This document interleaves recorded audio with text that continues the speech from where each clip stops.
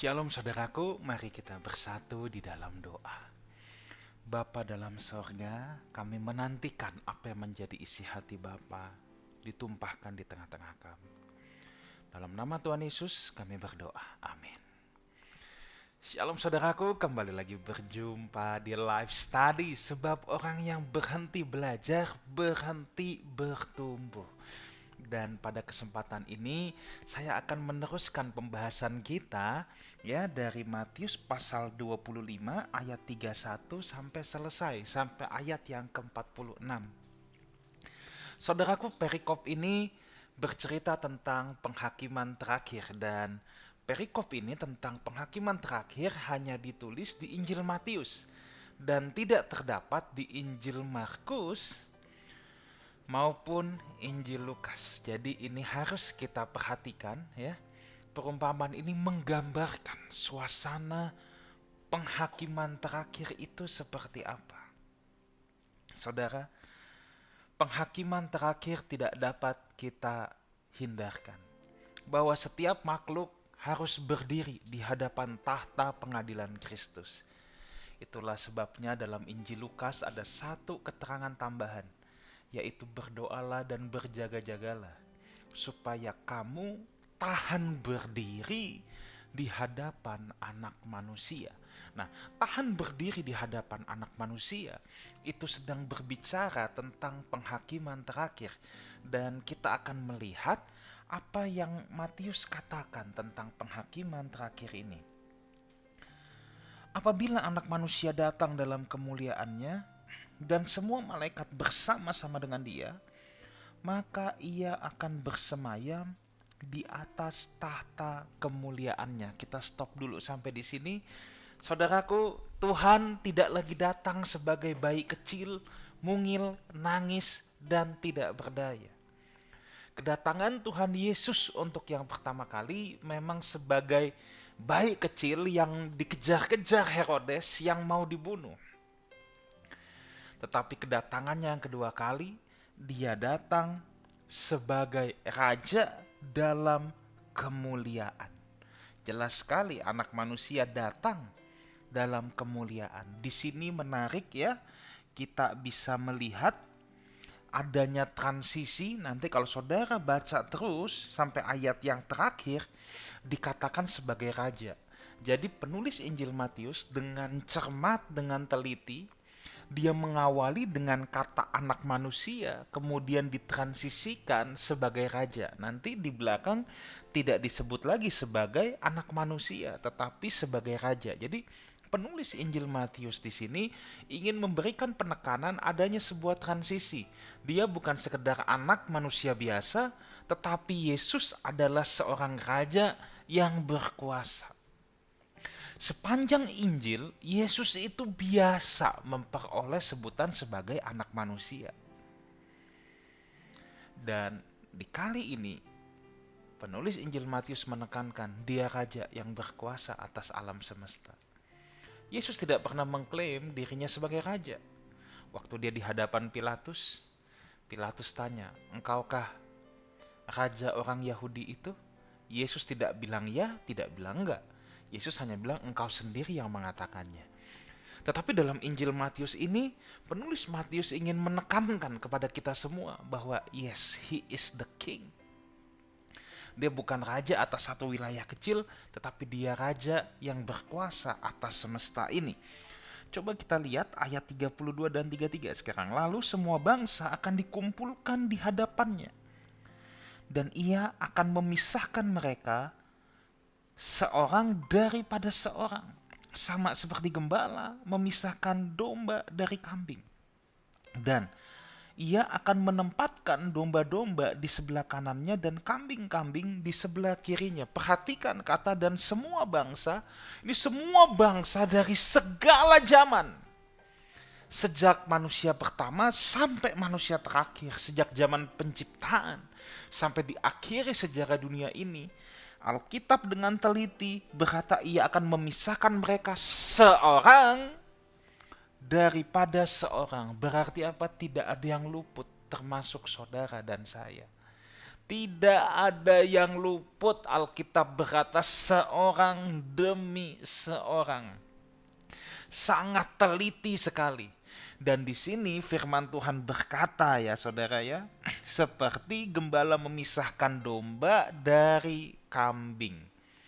Penggambaran kambing dan domba itu sudah sering ya dalam kebenaran kitab-kitab Injil, baik Injil Sinoptik dan Injil Yohanes. Pemisahan atau orang percaya digambarkan sebagai domba dan orang fasik digambarkan sebagai kambing. Itu sudah sangat sering, dan menarik di sini bahwa pemisahan diadakan lagi. Saudara, ide tentang pemisahan ini juga muncul di sepanjang kitab Injil. Nanti lalang dan gandum itu pemisahan, saudara ya. Lalu apalagi? Gadis bijaksana dan gadis bodoh itu pemisahan lagi. Lihat. Kambing dan domba jelas itu adalah pemisahan. Dan di sini umat Tuhan digambarkan sebagai domba, bukan kambing. Kenapa umat Tuhan selalu digambarkan sebagai domba? Domba adalah hewan yang selalu hidup berkomunitas. Kalau domba sampai sendirian, dia sedang tersesat. Enggak ada domba yang sendirian. Hanya domba yang tersesat yang sendirian. Kalau kambing mencar-mencar, tapi kalau domba selalu berkomunitas, berkerumun. Dan domba selalu harus mengikuti gembalanya. Domba tidak bisa berjalan sendiri, dia selalu berkerumun dan sang gembala berjalan di paling depan dan domba-domba ini harus mengikutinya ya. Jadi jelas sekali pemisahan itu menjadi tema, ada hamba yang baik, hamba yang jahat ya, seperti perumpamaan tentang talenta juga yang kita bahas minggu lalu. Selalu diberikan pemisahan dan yang baik ini diumpamakan sebagai domba. Jadi saudaraku, saya mau ingatkan dulu di sini, pastikan saudara domba bukan kambing ya. Makanya saudara harus tertanam di komunitas. Saudara tidak akan bisa bertumbuh cuma dengar khotbah sendiri, baca Alkitab sendiri. Nggak bisa bertumbuh. Kenapa? Yang bisa menajamkan saudara adalah sesamamu. Saudara belajar Alkitab, yes, jadi logos. Tapi firman itu yang saudara dengar, yang saudara pahami, bisa menjadi mendarah daging ketika saudara dipertemukan dengan komunitas dan saudara di-challenge untuk menghidupi logos yang saudara sudah dengar, yang saudara sudah belajar. Dan itulah logos itu yang mendarah daging, yang menjadi rema, itulah bahan dasar iman. Makanya iman timbul dari pendengaran, pendengaran oleh firman Kristus, remato Kristus. So, siapapun saudara, ya. Mungkin saudara bukan anggota dari Life House Community, tetapi saudara sedang menyaksikan live study ini. It's okay. Tapi saya mau pastikan, saudara punya komunitas. Saudara harus tertanam di sebuah komunitas. There is no lone ranger. Saudara tidak akan jadi rohani cuman sekedar naik ke atas gunung. Boleh saudara bilang naik ke gunung Tuhan, doa tiap hari 7 jam, 8 jam. Tapi saudara nggak punya komunitas, saudara nggak berinteraksi dengan sesama, saudara tidak akan bisa jadi rohani. Itu hanya merasa rohani, tapi tidak rohani beneran. Saya sudah ketemu banyak yang model-model begini. Kita harus berdoa, tapi panjangnya jam doa tidak menjamin kita menjadi rohani. Tetapi ketika kita ya berdoa, belajar firman, menghidupi firman, tertanam, itulah yang membentuk kita menjadi manusia rohani. Nah, inti dari kisah penghakiman terakhir ini nanti saya tidak bisa bacakannya. Ini nih panjang sekali saudara ya. Tetapi cerita ini justru dimulai dari ayat 34 sampai 45. Nah, kalau tadi di ayat 31 digunakan kata anak manusia, di ayat 34 dan raja itu berkata, lihat, transisi sudah dari anak manusia menjadi raja. Selalu diucapkan dalam konteks penghakiman terakhir, dia raja. Nah, di sini nanti kalau saudara lihat, intinya adalah Tuhan bilang gini, sebab ketika aku lapar, kamu kasih aku makan. Ketika aku haus, kamu kasih aku minum. Ketika aku seorang asing, kamu memberi aku tumpangan. Ketika aku telanjang, ya ayat 36, kamu beri aku pakaian. Aku sakit, kamu melawat aku.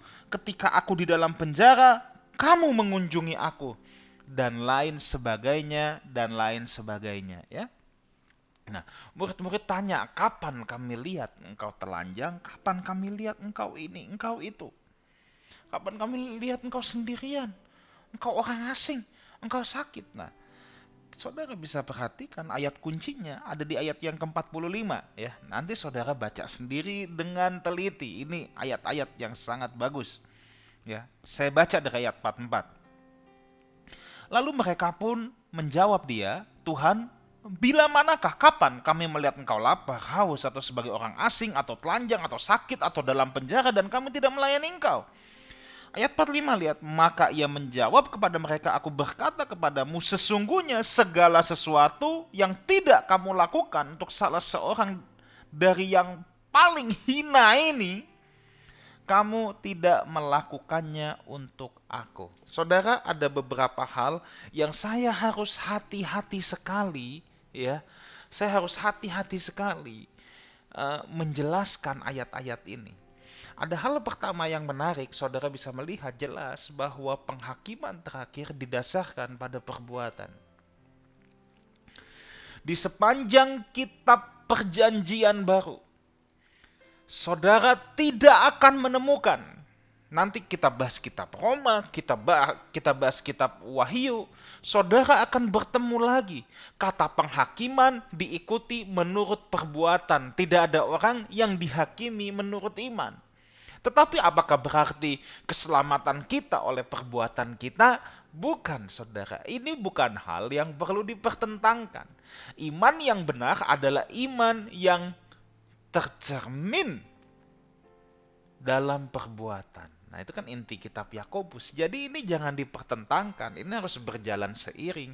Orang bisa mengklaim punya iman, tapi kalau dari perbuatannya tidak nyata imannya, maka itu bukan iman, itu hanya fantasi, itu hanya hayalan. Jadi sejatinya setiap kita penghakimannya itu sama, didasarkan pada perbuatan.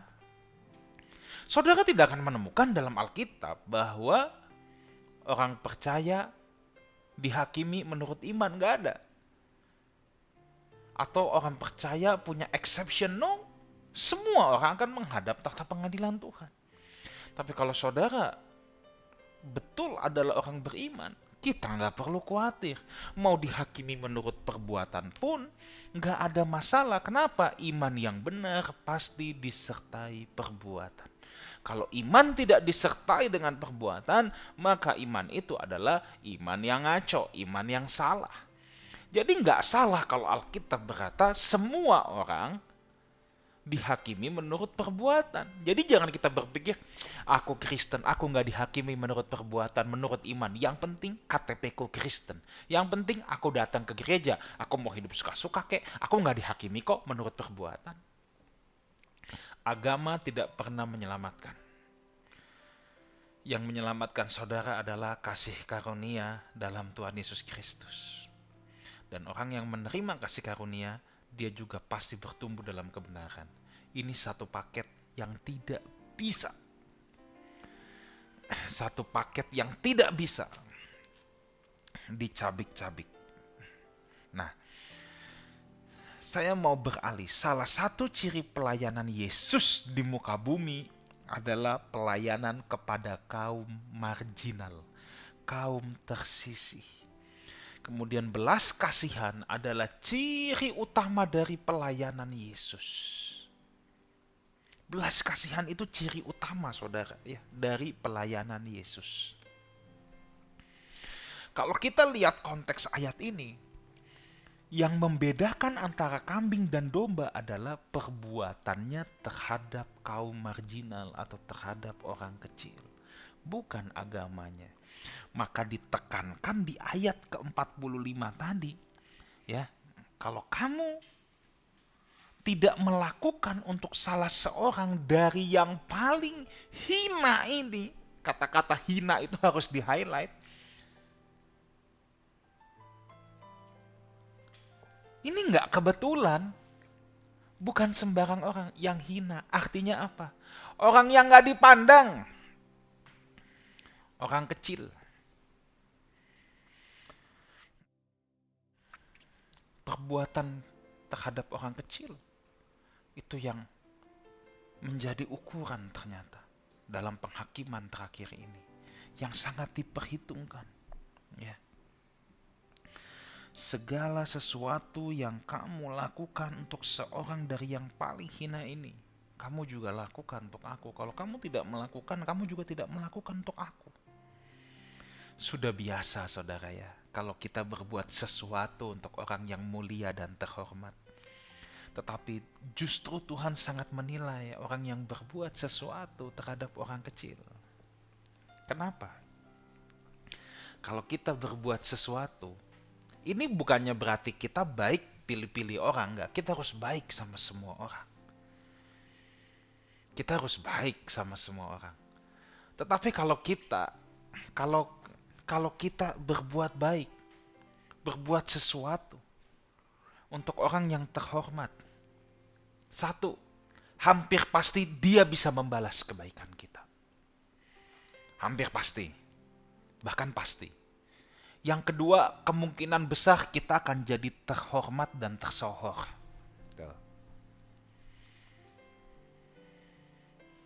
Ya, kita sudah mendapatkan upah kita. Tapi kalau kita melakukan sesuatu untuk orang kecil, untuk kaum marginal, orang susah, kalau kata Alkitab orang yang paling hina ini, hampir pasti kalau tadi sama orang yang terhormat, yang mulia, dia bisa membalas kita. Kalau sama yang hina ini, hampir pasti dia tidak bisa membalas. Kita nggak bisa lagi berpikir apa untungnya buat aku. Ya kecuali ada ya, orang yang bengkok juga ada. Artinya yang memang dia mau cari nama, mau cari popularitas. Oke deh, dia kunjungi, dia berbuat sesuatu untuk yang paling hina, tapi dikumpulin dulu wartawan. Ya bisa, ada ya. Tapi saya lagi bicara dalam keadaan yang tulus-tulus saja, yang normal-normal saja. Lagian Tuhan juga bilang sama kita, kalau kamu berbuat baik kepada orang yang baik sama kamu, apakah lebihnya? Tapi kalau kita bisa berbuat baik kepada orang yang tidak baik sama kita, itu luar biasa. Nah, sejajar dengan ini, kalau kita berbuat sesuatu kepada orang yang sangat terhormat, apalagi lebih terhormat daripada kita, dia pasti akan membalas. Ingat ya, bukannya berarti saya bilang kita nggak usah berbuat baik sama orang yang terhormat. Kita berbuat baik kepada siapapun. Tetapi kita harus mengakui kecenderungan kita akan lebih peduli. Atau kita akan lebih punya hasrat, punya semangat ketika kita melakukan sesuatu untuk orang yang mulia, yang terhormat. Kalau yang hina gimana? Ini yang Tuhan mau latih. Makanya hampir seluruh pelayanan Yesus seringkali tergeraklah hati Yesus oleh belas kasihan. Untuk berbuat sesuatu kepada yang terhormat, belas kasihan belum tentu dibutuhkan. Tetapi kalau untuk yang hina, sudah pasti dibutuhkan belas kasihan. Yuk, saya mau ajak Bapak Ibu Saudara sekalian. Kalau Bapak Ibu diberkati Tuhan berlebih, selalu ingat ya, orang-orang yang hina, orang-orang yang kecil. Saudara ingat itu bukan dalam rangka aku bersyukur Tuhan, aku gak seperti dia loh, kok bersyukur di atas penderitaan orang lain. Ini yang seringkali saya dengungkan ya. Saya tidak pernah mengajarkan kita bersyukur karena melihat keadaan kita yang lebih baik daripada orang lain. Itu kedengarannya rohani ya, tapi itu rohana. Nggak rohani sama sekali. Kan ada orang yang gitu. Aku bersyukur Tuhan aku punya rumah. Dia kan masih ngontrak loh. Bersyukur punya rumahnya boleh, tapi alasan bersyukurnya tuh apa? Tuhan menitipkan rumah, Tuhan memberikan kita berkat untuk punya rumah. Boleh saudara bersyukur. Tapi biasanya bukan karena saudara lihat banyak orang yang gak punya rumah. Gua punya loh. Tuh, kurang ajar kan coba. Ini yang gak benar.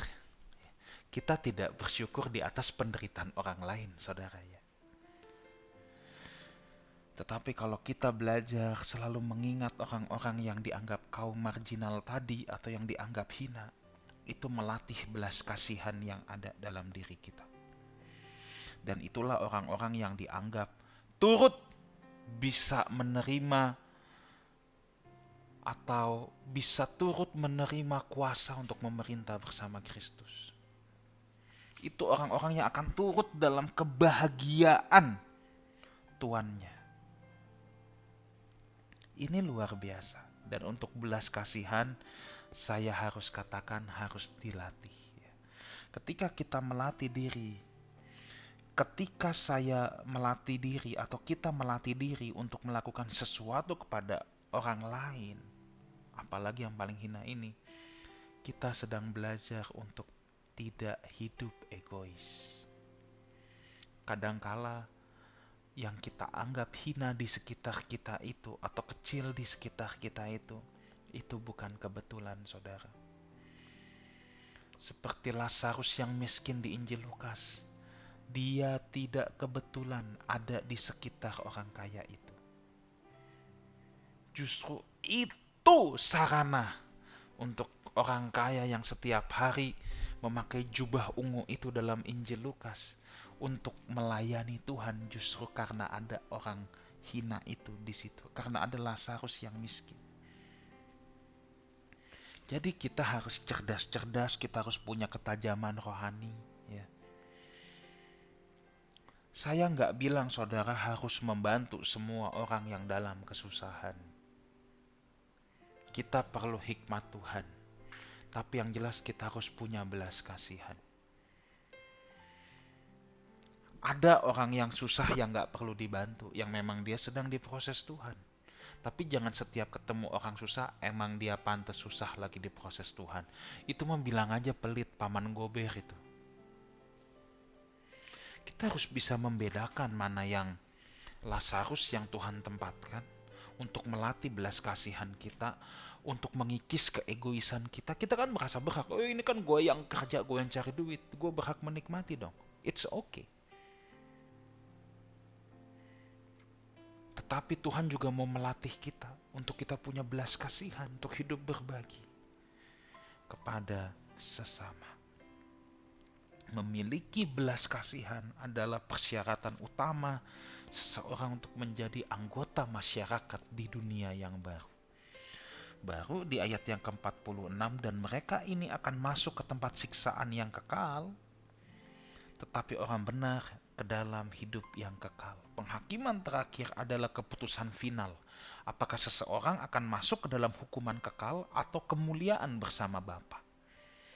Dan kesempatan kita untuk menentukan keputusan final itu adalah bagaimana kita menghidupi hidup kita hari ini. Saudara, latihlah belas kasihan. Ya. Biasakan diri untuk peduli, untuk mau melihat orang-orang yang dalam tanda petik hina di mata masyarakat umum. Ketika kita melakukannya itu, kita sedang melakukannya untuk Tuhan. Saya berdoa setiap saudara yang menyaksikan live study ini, Life House Community, ataupun saudara yang berasal dari komunitas Kristen lainnya, saudara bisa memiliki belas kasihannya Tuhan.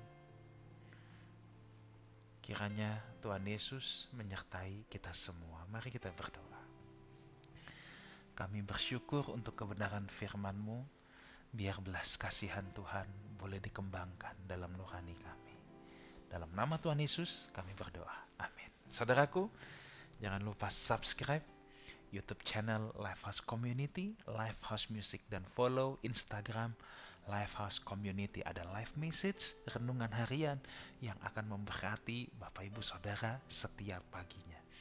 Tuhan Yesus menyertai kita semua. Sampai jumpa dalam live study selanjutnya, sebab orang yang berhenti belajar, berhenti bertumbuh.